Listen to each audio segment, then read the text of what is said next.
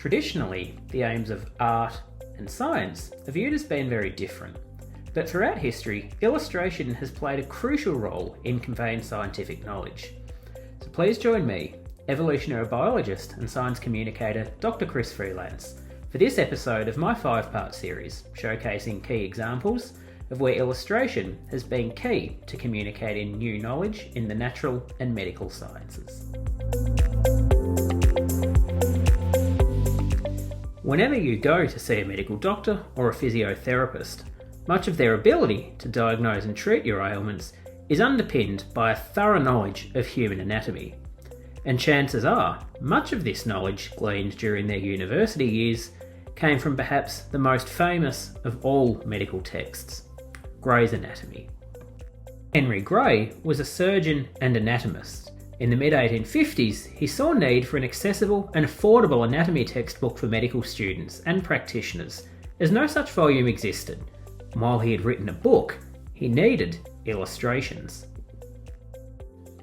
For this, he turned to surgeon and accomplished anatomical illustrator Henry Vandkye Carter.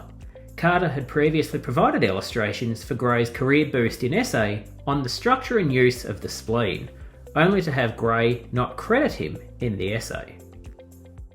Reluctantly, after negotiating for better remuneration and for due recognition of his contribution, Carter agreed to the project. And in 1858, the book was published as Anatomy, Descriptive and Surgical.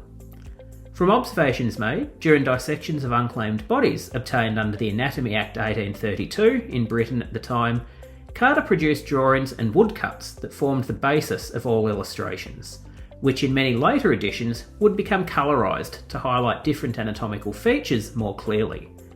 And it proved that Carter's scepticism about Gray's honesty was well founded. Carter moved to India during final stages of the book being compiled for publication, and Gray took the opportunity to convince the publishers to downplay the contribution of Carter, and thus have them reduce the size of the text for Carter's name on the cover, and to give him a credit for the illustrations only.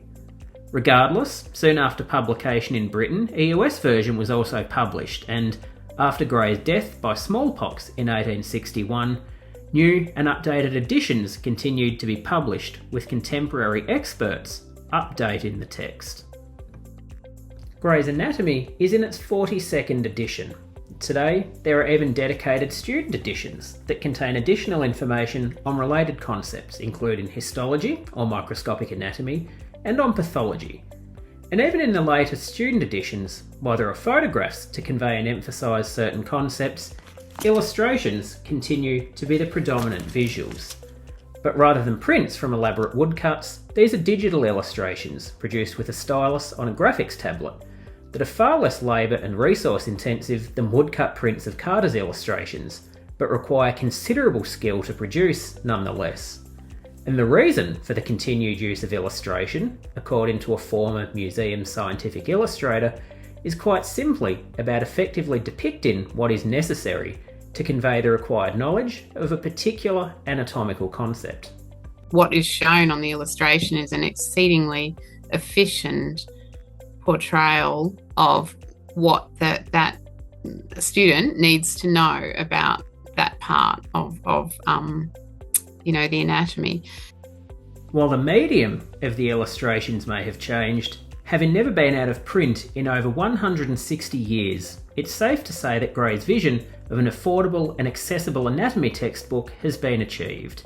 And, as John Warner from the Yale School of Medicine wrote in 2009, quote, Carter's distinctly respectful anatomical drawings may be one reason that Gray's Anatomy emerged as the world's best known medical textbook.